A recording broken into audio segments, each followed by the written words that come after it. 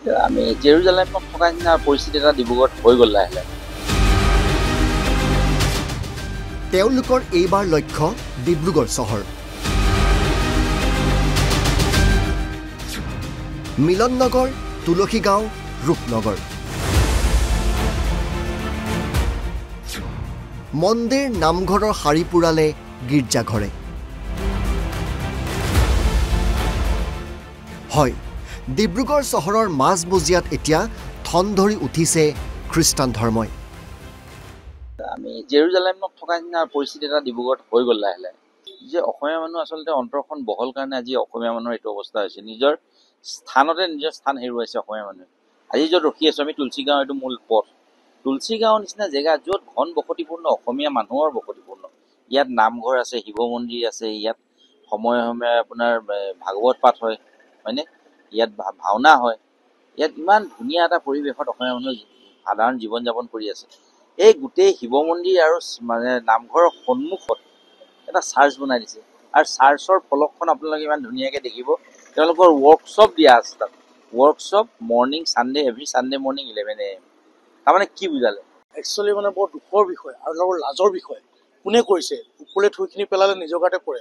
মানুহখিনি অসমীয়া মানুহকেইটাই মানে খ্ৰীষ্টানলৈ গৈ আকৌ অসমীয়া মানুহকেইটাকে ধৰ্মান্তৰকৰণ কৰিব বিচাৰিছে। কথাটো বৰ সাংঘাতিক। অসমীয়া মানুহকেইটাই খ্ৰীষ্টানলৈ পৰিৱৰ্তন হৈছে, আৰু সেই খ্ৰীষ্টানৰ যিকেইটা অসমীয়া মানুহ পৰিৱৰ্তন হৈছে, এতিয়া অসমীয়া মানুহকেইটাকে লৈ যাব বিচাৰিছে ধৰ্মান্তৰত, তাকো প্ৰলোভন দিয়া। আৰু দুখীয়া মানুহবোৰ নিছে, কিন্তু আভিজাত্য পৰিয়ালৰ মানুহ আছে তাত। সেইটো বৰ দুখৰ বিষয়। পিয়াৰলি চুকতে মানে আমি আজি মানে চাৰ্চ দেখিবলৈ পাইছোঁ। মই বস্তুটো আমি ভালকে মানে পৰ্যালোচনা কৰা নাছিলোঁ। এতিয়া ভালকে গভীৰৰ পৰা গভীৰলৈ যে সোমাই গৈছোঁ, বস্তুটো সাংঘাতিক কাৰবাৰ চলিছে। একদম অসমীয়া মানুহে নিজৰ পৰিচয় হেৰুৱাই আৰু যিহেতু মিলৰ লগৰ মানে যিহেতু 100% ইয়াত অসমীয়া মানুহ আছে।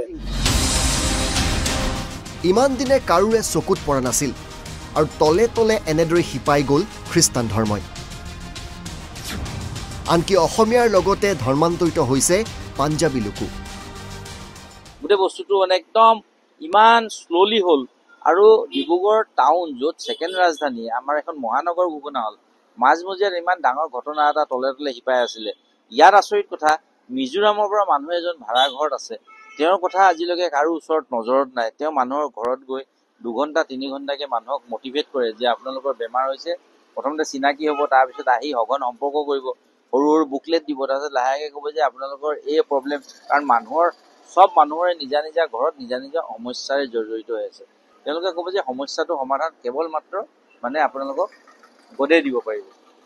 তেওঁলোকে এনেকৈ মটিভেট কৰে যে আমি প্ৰে কৰিম, আপোনালোকৰ গোটেই প্ৰব্লেম চল্ভ হ'ব।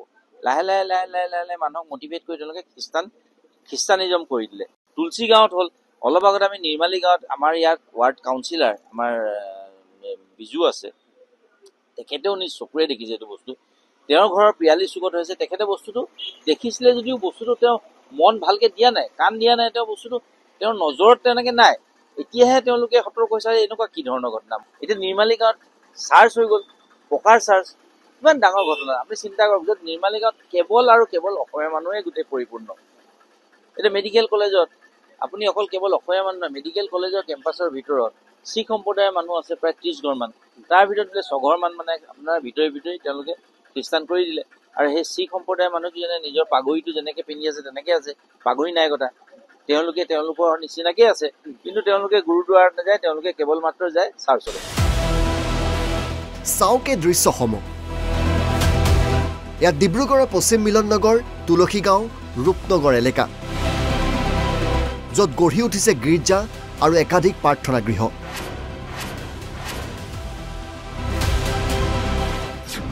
দহজন লোকক ধৰ্মান্তৰিত কৰিলে 10,000 টকা, মাহে 500 টকা।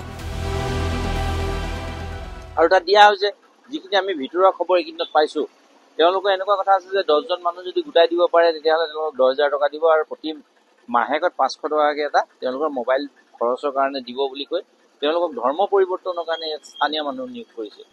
আহিছে মিজোৰামৰ পৰা, আৰু আমাৰ মানুহে দিছে ভাড়া।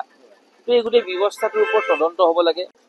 গুৰুদ্বাৰা প্ৰবন্ধ কমিটি ডিব্ৰুগড় জিলাৰ সাধাৰণ সম্পাদিকা গৈছিলে, উপসভাপতি গৈছিলে, তেওঁলোকে এইটো বস্তু এডমিন কৰিলে যে হয় আমাৰ মানে মানুহ খ্ৰীষ্টান ধৰ্মলৈ ৰূপান্তৰিত হৈছে। আৰু এই বিষয়ত মই পীযুষ হাজৰিকাক কোৱাৰ পিছত পুৱাই মোৰ সন্মুখৰ পৰা পীযুষ হাজৰিকাই মাননীয় মুখ্যমন্ত্ৰী মহোদয়ক টেলিফোনিক বাৰ্তালাপ কৰি গোটেই বিষয়টো অৱগত কৰিলে যে এনেকুৱা কথা হৈ আছে। এই গোটেই বিষয়টোৰ ওপৰত উজ্জ্বল কাশ্যপে গোটেই কথাটো আনিছে আৰু মই নিজেও মোবাইলত চালোঁ গোটেই বস্তুটো সঁচা কথা। তো এই বিষয়ত মাননীয় মুখ্যমন্ত্ৰী মহোদয়ে তেওঁ ক'লে ইমিডিয়েট এছ পিৰ লগত কথা পাতিবলৈ, আৰু মোৰ সন্মুখৰ পৰাই লাউড স্পীকাৰত তেওঁ এছ পিৰ লগত কথা পাতিছে পীযুষ হাজৰিকা ডাঙৰীয়া। আনকি কেবিনেট মন্ত্ৰী প্ৰশান্ত ফুকনৰ বাসগৃহৰ কাষতেই এতিয়া চলিব ধৰিছে ধৰ্মান্তকৰণৰ কাৰবাৰ। আমাৰ মাননীয় কেবিনেট মন্ত্ৰী ডিব্ৰুগড় জিলাৰ সদৰ সমষ্টিৰ মাননীয় বিধায়ক মহোদয়ে ঘৰৰ পিৰালি চুকতেই একেটা গলিত তেওঁৰ পৰা 5টামান ঘৰ অতিক্ৰম কৰিয়ে তাত তেওঁলোকে চাৰ্চৰ ব্যৱস্থা কৰিছে। আৰু কিন্তু সেইটো সাধাৰণ মানুহে গম নাপায়, সেইখন বাহিৰত ফলক চলক একো নাই।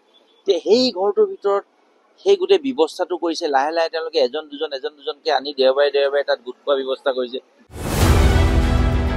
উল্লেখযোগ্য যে বৃহত্তৰ অঞ্চলটোত পূৰ্বে এনেধৰণৰ ঘটনা সংঘটিত হোৱা নাছিল। ইমান গোপনে আৰু তলে তলে কাম চলিছে যে কাৰোৰ চকুত পৰা নাছিল।